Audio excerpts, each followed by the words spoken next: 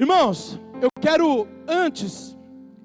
quero recapitular um pouquinho com você a ministração do pastor na semana passada. Ele me deixou com a missão de continuar o que ele estava pregando na semana passada.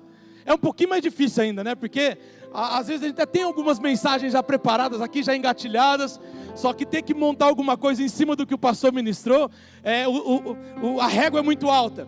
Mas eu quero fazer de tudo aqui para tentar comunicar a você dentro do que dentro do que está sendo pregado aqui, que é sobre a vida do apóstolo Paulo. Na semana passada, Leque, se puder colocar um pouquinho mais de retorno aqui para mim, fazendo favor. Um pouquinho mais, subir um pouquinho, fazendo favor. E do teclado também, tá? Na semana passada o pastor estava falando sobre a graça transformadora. Falando do contexto quando Paulo se converte, quando Paulo tem um encontro com... Obrigado, ficou top, ficou muito bom. Quando Paulo tem um encontro com Cristo a caminho de Damasco. E muitos dizem, né, que ele estava de cavalo, mas a Bíblia não conta que ele caiu de um cavalo. A Bíblia conta que ele simplesmente caiu ao chão. Mas dada a sua posição, né, certamente ele não estava andando a pé. Ele estava em cima de um cavalo, dada a sua alta posição no judaísmo. E o que o pastor falou foi sobre essa graça que alcançou o apóstolo Paulo. A graça de Deus, preste atenção em algo, querido. A graça de Deus, ela confunde a nossa consciência de meritocracia. Vou repetir. A graça de Deus, ela confunde a nossa consciência de meritocracia. Porque a graça de Deus não é para quem merece. Se merecêssemos, não seria graça. E talvez a gente olhe para a vida do apóstolo Paulo, hoje, depois de muitos e muitos anos, nós podemos enxergar dentro de um contexto todo. Mas eu gosto muito de trazer para o contexto atual. Eu entendo que o apóstolo Paulo, perseguidor de cristão, é como nós olhássemos aqueles grupos extremistas, o Hamas, por exemplo, que está mais em alta hoje, como quem um dos líderes do Hamas se convertesse. No mínimo, o nosso senso de merecimento, de meritocracia, iria querer pelo menos que esse homem fosse preso. Pelo menos uns 50 anos, no mínimo. Mas a graça de Deus, ela muda, ela bagunça a nossa ideia. Ela bagunça essa nossa consciência. Deixa eu deixar algo para o seu coração e vou fechar esse contexto da ministração da semana passada. Não há nada de bom que você possa fazer para merecer a graça de Cristo. Não há nada de bom. Você pode levar uma vida inteira só fazendo bem. Não há nada de bom que você faça para merecer a graça de Cristo. Nós podemos fazer o que for, mas por nós mesmos, meu Deus, mas já, segura essa plaquinha aí, mulher. Mas também tem um outro lado. Não há nada de mal, ou não há uma vida tão má que não possa ser alcançada pela graça de Deus. Ah não, peraí, só a Laine entendeu isso aqui, gente, peraí. Só a Laine entendeu isso aqui. Não há uma vida tão errada que você possa ter levado. Não há uma vida tão torta que você possa ter levado no mundo que você não possa ser alcançado pela graça divina de Deus. Que se você está aqui nessa noite, certamente ela te alcançou. Você pode glorificar a Deus por isso, querido? Aleluia! Eu não sou melhor do que ninguém, talvez pior do que muitos. Estou aqui ministrando porque um dia essa graça alcançou alguém tão miserável como eu, que não merecia. Porque a graça é um favor imerecido. Então, dentro desse contexto, nós podemos compreender que Paulo inicia a sua caminhada cristã. E agora eu quero entrar na ministração dessa noite. Existe o pós-conversão de Paulo. E esse pós-conversão de Paulo, eu acredito que foi o período mais crucial da vida de Paulo. Não foi a sua conversão, não foi todo o sofrimento que ele viveu sendo um missionário, sendo um apóstolo. O momento mais crítico da vida de Paulo foi a sua pós-conversão. E o tema dessa mensagem, e você vai repetir depois, então já se prepara o fôlego aí. O tema dessa mensagem é: não caminhe sozinho. Você pode repetir para mim? Não caminhe sozinho. Vamos lá, 1, 2, 3. Pode ser melhor, vamos lá. Não. Irmãos, um Deus trino, Pai, Filho e Espírito Santo, criou o ser humano um ser social. Quando Adão foi criado lá no Éden, Adão foi criado com uma necessidade. E Deus viu e falou: não é bom que o homem viva. Não é bom que o homem viva sozinho.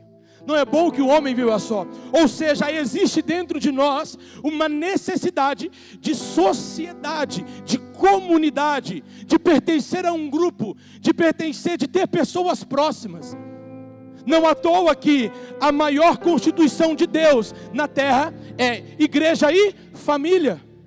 É sociedade, é pessoas vivendo juntos.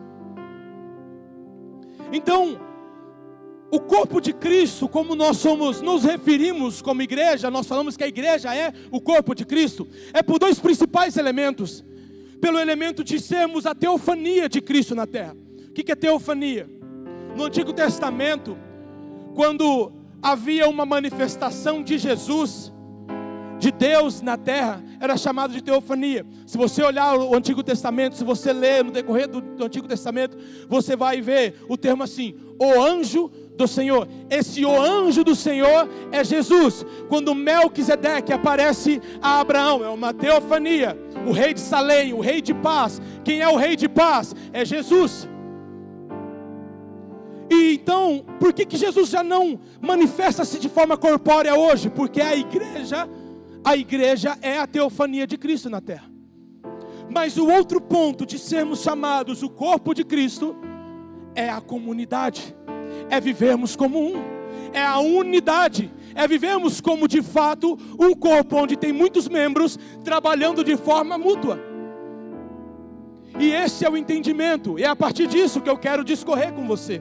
Existe um texto na palavra do Senhor que eu gosto muito, já eu vou para o texto base dessa mensagem, mas existe um texto ainda nessa introdução que eu quero ler com você, lá em Romanos no capítulo 15, no versículo 5 e no versículo 6, diz assim: que o Deus da perseverança e do ânimo, coloca na NVI para mim, fazendo favor, Rafa, que o Deus paciente e encorajador dê a vocês um espírito de unidade, espírito de... vamos lá, vamos comigo, me ajuda aí, irmão, me ajuda a pregar. Um espírito de... segundo Cristo Jesus, para que juntos e a uma só voz glorifiquem a Deus e Pai do nosso Senhor Jesus Cristo. Ou seja, a unidade da igreja glorifica ao Senhor, cumpre o propósito do que é ser igreja. Você está conseguindo me entender, irmão? Amém? Amém? E a gente vive hoje em um mundo cada dia mais tecnológico e cada dia mais virtual. Antigamente, você vai entender do que eu estou falando. Antigamente a gente ia para um restaurante, para algum lugar, as pessoas estavam conversando. Hoje você vai para um restaurante, as pessoas estão no celular. As pessoas estão cada vez mais se distanciando. Existe cada vez mais um distanciamento social. Depois do tempo da pandemia, e eu acredito que isso despertou algo que Satanás tem disseminado na humanidade, cada dia mais um distanciamento social, que hoje é invisível, porque nós não precisamos mais estar distantes. Nós não precisamos mais respeitar 3 metros de distância. Mas irmão, nós como igreja precisamos ir na contramão disso. Se essa é a caminhada do mundo para uma nova era, para um novo tempo, para o avanço, nós precisamos retroceder e voltar para a cruz de Cristo. Nós precisamos retroceder e voltar para a igreja do Novo Testamento, para a igreja primitiva, aonde os irmãos vendiam o que tinham, compartilhavam uns com os outros, viviam de forma mútua e em unidade. Esse tem que ser o nosso exemplo. Mas nós vemos hoje a igreja tomando ainda mais essa forma. Irmão, entenda, a ferramenta é muito boa quando ela é ferramenta, mas quando ela é a base, Cristo deixa de ser a base. Nós vemos igrejas hoje postando 50 pessoas aceitaram a Jesus, glória a Deus por isso. 100 pessoas aceitaram a Jesus, glória a Deus por isso. Mas talvez eu diga aqui algo que, se eu estiver errado, depois o pastor me corrige semana que vem. Mas eu acredito que mais importante do que levantar a mão, vir aqui à frente e falar eu aceito a Jesus, é esse pós-conversão, é cuidar dessas pessoas. Irmão, a igreja não foi chamada para conduzir pessoas a levantar as mãos. A igreja foi chamada para cuidar de pessoas. Nós somos chamados para amar as pessoas. Nós não fomos chamados para induzir as pessoas com um teclado, com uma boa música, com momentos de adoração como esse. Irmão, tudo isso é bom demais. Talvez a mensagem hoje ela possa falar ao seu coração, te constranger, e você que às vezes até está nos visitando, pode falar, eu aceito a Jesus.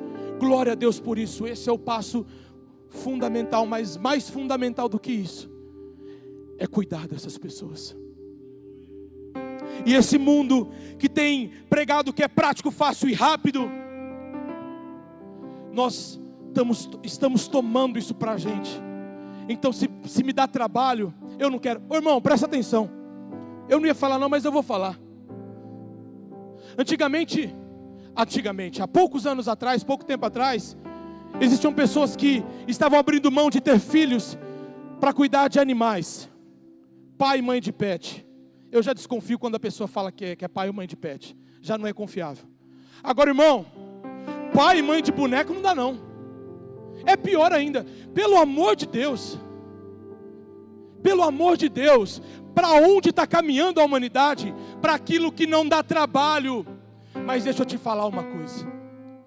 O mandamento de Jesus não é faça o que não dá trabalho, é ide e fazei discípulo de todas as nações, batizando, ensinando em nome do Pai, do Filho e do Espírito Santo. Essa é a minha missão e essa é a sua missão, amém?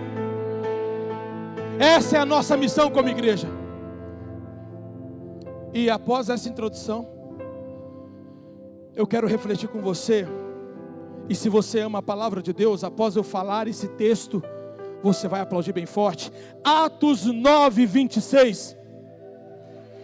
Aleluia! Atos no capítulo 9, no verso 26. Abre para mim, por favor, projeta. Se você trouxe a sua Bíblia, você pode ler conosco, mas você também pode acompanhar aqui. Agora coloca para mim na 21, fazendo favor. Ao chegar em Jerusalém, Saulo procurou juntar-se aos discípulos, mas todos tinham medo dele e não acreditavam que ele fosse um discípulo. Então Barnabé, tomando-o consigo, levou aos apóstolos e lhes contou como no caminho ele vira o Senhor e lhe falara, e como em Damasco pregara corajosamente em nome de Jesus. Assim ele passou a andar com eles livremente em Jerusalém, pregando com coragem em nome do Senhor. Falava e debatia também com os judeus de cultura grega, mas eles procuravam matá-lo. Quando os irmãos souberam disso, levaram-no até Cesareia e o enviaram a Tarso. Assim a igreja desfrutava de paz em toda a Judeia, Galiléia e Samaria, sendo edificada e vivendo no temor do Senhor, e crescia em número pela coragem vinda do Espírito Santo. Irmão, qual que é o contexto aqui? Finalizando naquilo que o pastor ministrou na semana passada, Paulo ainda estava em Damasco. Mas depois que Paulo tem esse encontro com Jesus, Ananias vai até ele, toca nele e fala, foi Deus que me mandou vir aqui, Paulo. Foi Deus que me mandou vir aqui para que caia essas escamas dos seus olhos, para que você seja um apóstolo, seja um missionário. E Paulo entende isso, e Paulo passa alguns anos ali em Damasco, pregando. Só que aí Paulo deixa de ser perseguidor e se transforma em um perseguido, porque os judeus lá em Damasco começaram a consentir na morte dele, começaram a matutar a morte de Paulo. Quando Paulo descobriu, Paulo vai embora para Jerusalém. Mas é importante que você entenda isso, querido. Essa é a primeira vez de Paulo em Jerusalém. Como Paulo saiu de Jerusalém? Matando Estevão. E como Paulo volta para Jerusalém? Convertido. Olha o choque que isso traz para a igreja. Paulo sai de Jerusalém após ter consentido na morte de Estevão e retorna depois de ter tido uma experiência com Deus e está pregando em nome de Jesus e falando em nome de Jesus. Aqui, irmãos, preste atenção, eu disse que esse era um ponto mais crítico do ministério do apóstolo Paulo, talvez da conversão do apóstolo Paulo, porque Paulo nesse momento foi um forte candidato a se desviar. Falo isso sem medo de errar. Paulo foi um grande candidato a se desviar nesse contexto. Porque, imagina a cena comigo, por favor. Paulo chega em Jerusalém. Qual que é a impressão que a igreja tem dele? Esse cara ele está maquinando contra a gente. Ele não se converteu, foi nada. Ele vai descobrir como que a gente está se reunindo, ele vai descobrir aonde a gente está se reunindo, ele vai chamar a galera do judaísmo e vão vir prender a gente. Esse cara está de caô, esse cara não se converteu coisa nenhuma. E eu imagino que as pessoas desviavam o caminho dele, e eu começo a perceber o quê? Que Paulo ficou marginalizado na igreja. Paulo não era de Jerusalém, Paulo era de Tarso, a sua família era de Tarso. Paulo ficou sozinho. Irmão, nesse momento a igreja em Jerusalém erra com Saulo. E talvez por esse motivo Saulo pudesse ter se desviado. Mas por um homem, por causa de um homem, por causa de um servo de Cristo, por causa de um homem cheio do Espírito Santo, Saulo foi integrado na igreja. Deixa eu falar dele com você. Esse homem é chamado Barnabé. Deixa eu achar aqui. Esse homem, o seu nome é Barnabé. Na verdade não é o seu nome, é o seu apelido. Abre para mim em Atos no capítulo 4, no verso 36. Então José, a quem os discípulos chamavam de Barnabé, que significa filho da consolação, levita, natural de Chipre. Coloca para mim na NVI, por favor. José, um levita de Chipre, a quem os apóstolos deram o nome de Barnabé. Ele não tinha o nome de Barnabé, os apóstolos deram. Isso a gente chama hoje do que? De apelido. Você apelida alguém por alguma característica física, por alguma ação, por algum comportamento. Era um apelido que os discípulos deram a Barnabé. E quem é esse José? E que nome é esse Barnabé? Por que alguém dá o apelido de Barnabé? Veja bem, eu preciso que você entenda isso. A palavra Barnabé, ela tem dois prefixos que eu quero destrinchar com você. A palavra Bar, no hebraico, significa filho. A palavra Bar significa filho. Por isso a gente pode ver lá nos evangelhos, o cego Bartimeu, ou seja, filho de Timeu. Simão Bar Jonas, filho de Jonas. Barrabás significa filho dos homens ou filho dos pais. E aqui existe algo lindo que é: Jesus morre no lugar dos filhos dos pais. Ou seja, Jesus morre no meio, no seu lugar. Então isso é muito profético, querido. Mas a palavra Bar, significando filho, e Nabé tem a mesma raiz etimológica de Paráclitos ou Paraclices. Essa palavra Paráclitos é a mesma palavra que Jesus usa para falar do Espírito Santo. Quando Jesus fala lá em João, se eu não me engano no capítulo 16, não me recordo, Jesus fala: eu vou para o Pai, mas eu deixo a vocês um outro Paráclitos, um outro Consolador, um outro Encorajador. Eu deixo a vocês o Espírito Santo. Então, irmãos, agora você já está entendendo onde eu quero chegar. O apelido desse homem era Filho do Espírito Santo. Você já pensou ter um apelido desse? Filho do Espírito Santo. Já pensou, Fernando? Esse homem devia ser muito cheio de Deus, gente. Você devia chegar perto de um homem desse. Se você estava mal, você faça se sentir bem. Se você estava entristecido, você fica feliz. Porque ele exalava o Espírito Santo, ele encorajava, ele exortava, ele consolava, ele era alguém que fazia a diferença na igreja. Deixa eu te falar algo, querido. Nós não podemos ser diferentes de Barnabé. O problema é que a igreja de hoje abandonou esse lugar, abandonou a missão, e hoje vem para a igreja apenas para sentar e ouvir uma boa palavra, ouvir algumas músicas, cantar, se emocionar, levantar e ir para casa, pronto, estou com a consciência limpa, posso passar a minha semana. Deixa eu falar algo para você, talvez até um pouco duro. Se essa é a tua consciência do que é ser igreja, querido, você está no lugar errado. E eu não vou nem falar aonde é a igreja certa para você. Você já entendeu. Se a tua consciência é somente vir à igreja, sentar, ouvir uma palavra, ouvir algumas músicas, cantar, avaliar. Bom, eu acho que a Sara desafinou um pouquinho, né? Nossa, o Misael errou um negocinho ali. Irmão, o teu lugar não é aqui. Porque aqui nós queremos ser igreja como comunidade, cuidar uns dos outros, zelar uns pelos outros, amar uns aos outros, investir relacionamentos uns nos outros. Nós precisamos nos parecer com Barnabé. E é por causa desse homem. E o que ele faz aqui, querido? Presta atenção. Casole, vem aqui rapidinho, fazendo um favor. Volta lá para mim no capítulo 9, no verso 27, perdão. Capítulo 9 de Atos, no verso 27. Volta na Almeida 21 para mim, fazendo um favor. Vem aqui do meu lado aqui, ó. Então Barnabé, coloca na 21, fazendo um favor. Presta atenção nisso aqui, querido. Isso aqui fez toda a diferença. Eu preciso que você entenda isso aqui. Então Barnabé, tomando consigo. Eu posso visualizar esse momento, querido.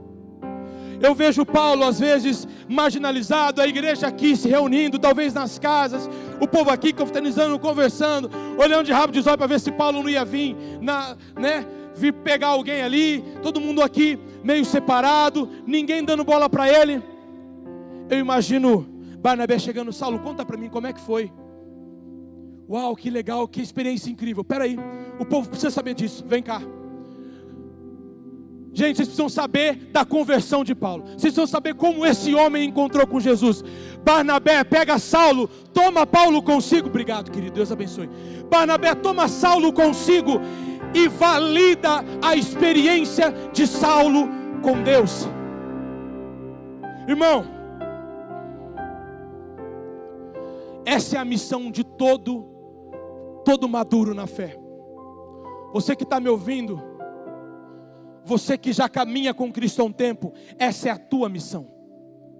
Talvez tem pessoas que chegaram na igreja há pouco tempo, talvez tem pessoas que levaram uma vida tão torta, tão errada, mas assim como eu disse no começo, e o pastor pregou tão bem na semana passada, que a graça ela é transformadora, ela nos alcança, independente da vida que a gente levava lá fora.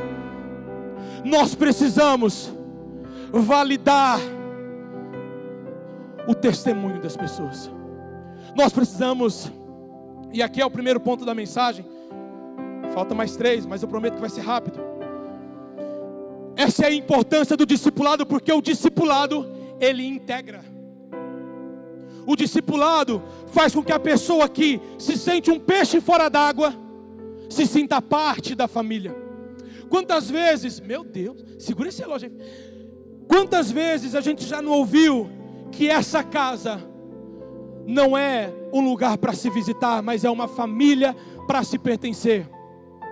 E eu te pergunto, querido, você tem agido como família de Cristo? Você tem agido como família de Cristo nesse tempo? Você tem agido como família de Cristo nessa casa? Quando você vê alguém, opa, essa pessoa é nova, deixa eu conversar com ela, deixa eu integrar essa pessoa. O que você tem feito, querido? Ou você só entra, vai embora, assiste o culto e vai embora? Nós precisamos agir como família, nós precisamos integrar as pessoas. O discipulado, cuidar de pessoas, integra, faz com que a pessoa se sinta parte. O segundo ponto que eu quero falar com você, só para trabalhar o contexto aqui, Barnabé integra Saulo. Barnabé integra Saulo na igreja. E aí Saulo fica soltinho. Aí Saulo cria coragem. A palavra fala que Saulo começa a pregar corajosamente. No versículo 28, por favor. Ele começa a pregar com coragem em nome de Jesus. Só que aí Paulo começa a arrumar treta. Não com os irmãos da igreja. Porque às vezes eu já vi pregadores falar que Saulo começa a brigar dentro da igreja. Mas não é com a igreja que Saulo está brigando. Ele começa a tretar com os judeus. Sabe aquele novo convertido que tudo ele quer debater. Sabe aquela pessoa que não pode ver alguém falar alguma coisa da Bíblia, que já quer entrar de sola, debatendo? E ainda era um período muito sensível da igreja, porque o cristianismo não estava estabelecido, e era perseguido pelo judaísmo. Então, os judeus queriam matar Saulo. Esse homem quase morreu 2 vezes, bem mais, né? Depois teve outros episódios ainda. Então, o que a igreja faz? Ô Saulo, a gente vai te pagar uma viagem. Ah, que legal. Para onde? Lá para ver seus pais. Mas eu estou aqui em Jerusalém só faz 15 dias. Mas eles disseram que estão com saudade. Para quem? Para a galera aí. Então a gente vai pagar uma viagem para você só de ida. Só de ida lá para Tarso. E aí os irmãos da igreja colocam Saulo dentro do navio. Tchau, Saulo. E Saulo é levado até Tarso. Irmão, esse período é chamado de anonimato do ministério do apóstolo Paulo. Existem algumas divergências teológicas de quanto tempo isso foi. Eu entendo que a partir de Gálatas no capítulo 2, não precisa projetar, em Gálatas no capítulo 2, Saulo fala que volta a Jerusalém depois de 14 anos. E entendendo que Saulo passa 2 anos na Antioquia, eu entendo, na minha visão, que se passaram 12 anos de anonimato. Saulo ficou 12 anos esquecido. 12 anos sem ninguém mandar um WhatsApp para ele. 12 anos sem ninguém dar uma ligada para ele, falar: e aí, Saulo, como é que tá? 12 anos. Mas aqui entra o segundo ponto que eu quero falar com você. O discipulado, discipular pessoas. O discipulado não abandona. Projeta para mim, por favor, no capítulo 11 agora, no versículo 22 de Atos. Quando a notícia sobre essas coisas, que coisas são essas? É quando a igreja da Antioquia começa a crescer, começa a multiplicar os irmãos, o cristianismo começa a se expandir lá na Antioquia. Chegou aos ouvidos da igreja em Jerusalém, enviaram Barnabé a Antioquia. E ali chegando Barnabé se alegrou ao ver a graça de Deus e exortava todos a perseverarem no Senhor com firmeza de coração, porque era um homem bom e cheio do Espírito Santo de fé. E muita gente se uniu ao Senhor. Então Barnabé partiu de Tarso, partiu para Tarso, em busca de quem? De Saulo. Pode passar os anos, mas Barnabé não se esqueceu de Saulo. E aí eu quero que você entenda algo, querido. Quantas pessoas que caminharam conosco por muito tempo, que hoje nós nem sabemos aonde está. Quantas pessoas que nós chamamos, convidamos, quantas pessoas queimaram conosco, mas que hoje abandonaram os caminhos do Senhor. Existe um dado de que mais de 40 milhões só no Brasil, de pessoas que já aceitaram a Jesus, já tomaram a decisão de aceitar a Jesus, mas que hoje não caminham mais nos caminhos de Jesus. Irmão, esse número tem que assustar a gente, porque essas pessoas já queimaram, essas pessoas já até encontraram com Jesus nas nossas igrejas, mas elas hoje não caminham mais. Aonde essas pessoas estão? Eu tenho certeza que agora, enquanto eu estou falando, você está pensando em alguém.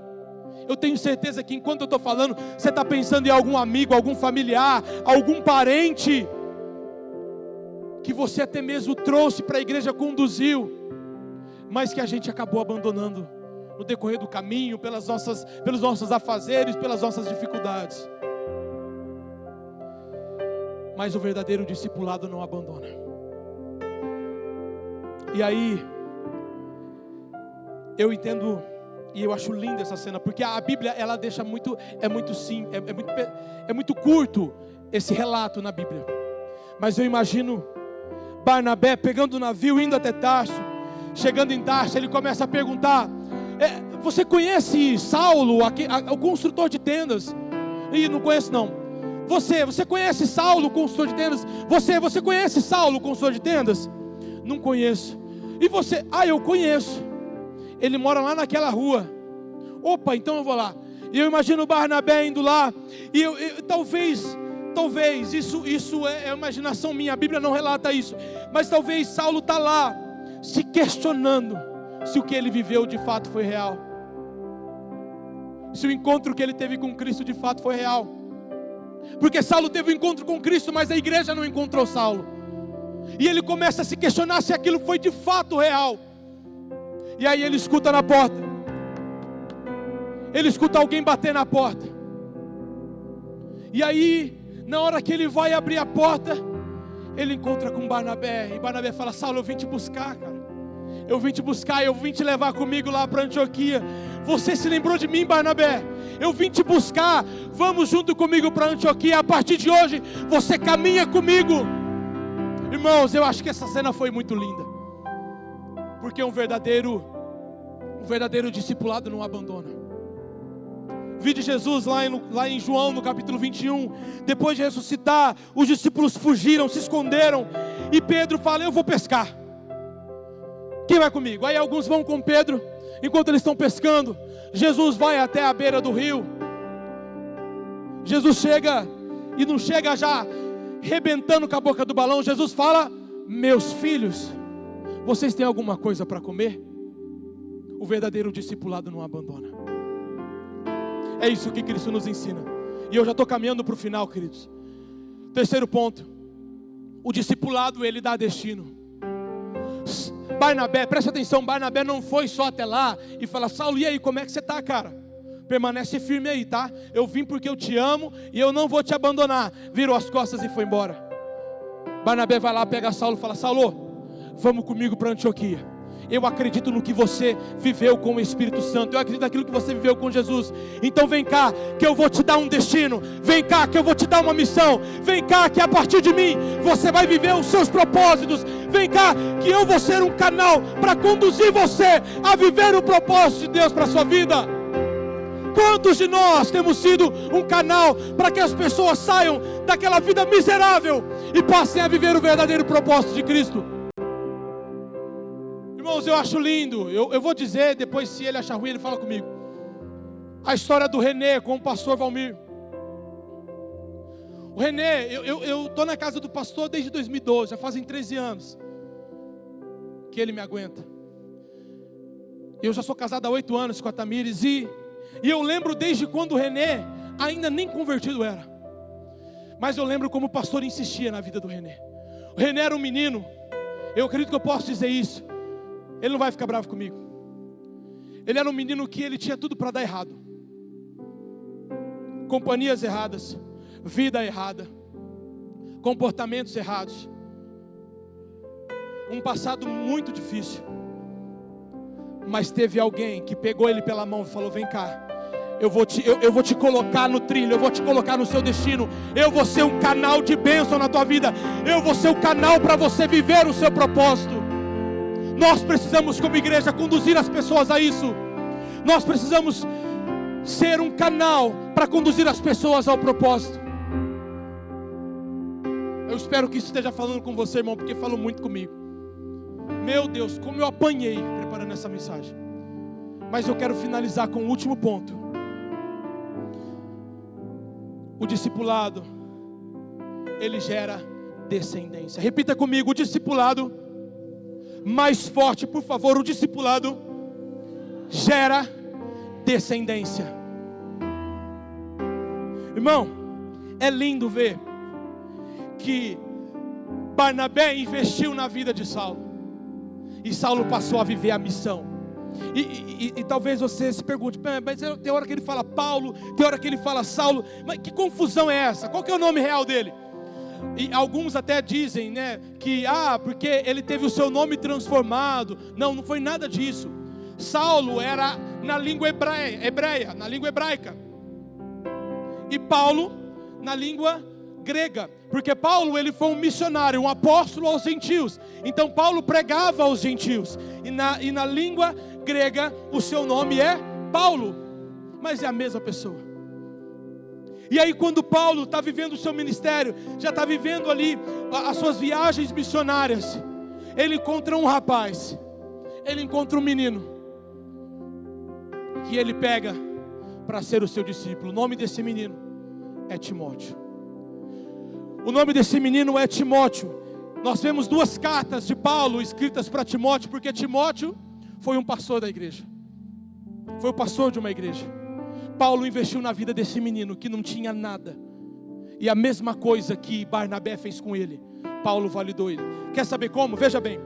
Lá em Atos, por favor, no capítulo 16, no versículo 3. Já pode vir o ministério de louvor, por favor. Já estou acabando. Diz assim a palavra do Senhor: Paulo queria que ele o acompanhasse. Ele quem? Timóteo. Tomou-o, olha só, tomou-o assim como Barnabé fez. Tomou-o então, só que aí Paulo foi um pouquinho mais profundo e circuncidou Timóteo. Irmãos, talvez você não saiba o que é circuncisão. Muitos eu acredito que já saibam, o pastor já falou sobre isso aqui. Mas a circuncisão é um ato de romper o prepúcio do órgão genital masculino.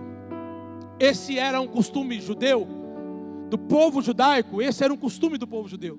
E para eles era uma ofensa a incircuncisão. Tanto que a gente pode olhar lá em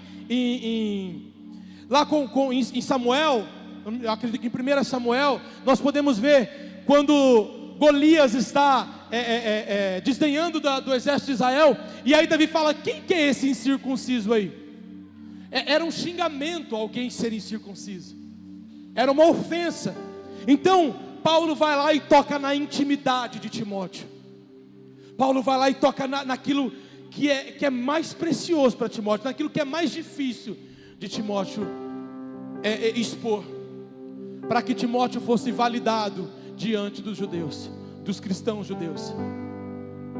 Assim como Barnabé valida o ministério de Paulo, Paulo valida o ministério de Timóteo. Mas existe um exemplo. Existe um exemplo negativo, na minha opinião. Talvez existam divergências, mas eu entendo que é um exemplo negativo de um discipulador, de alguém que cuidava de alguém, que mentoreava alguém, que errou na geração de descendência. O profeta Eliseu, lá em 2 Reis, no capítulo 5, no verso 27, ele libera uma sentença sobre a vida de Geazi, o seu discípulo, que anulou a descendência de Geazi. No capítulo 5: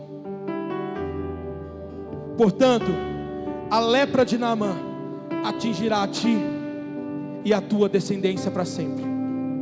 Então Geazi saiu leproso da presença dele, branco como a neve. A lepra não atingiu só Geazi, ela atingiu a descendência. Quando nós não nos importamos, não nos relacionamos, não geramos destino, não investimos tempo, talvez a gente esteja anulando toda uma descendência. Talvez, entenda bem o que eu vou dizer, talvez você esteja mandando toda uma descendência para o inferno. Sabe aquela pessoa que você conhece, que já caminhou com Cristo e hoje não caminha mais? E você pode fazer algo, você pode tirar um tempo do seu dia para investir nela, mas você não investe. Você está condenando toda uma descendência ao inferno. É muito sério isso, queridos, porque o verdadeiro cristianismo, ele gera descendência. E de fazer discípulos, não é fazer um discípulo, é ir de gerar uma descendência de discípulos.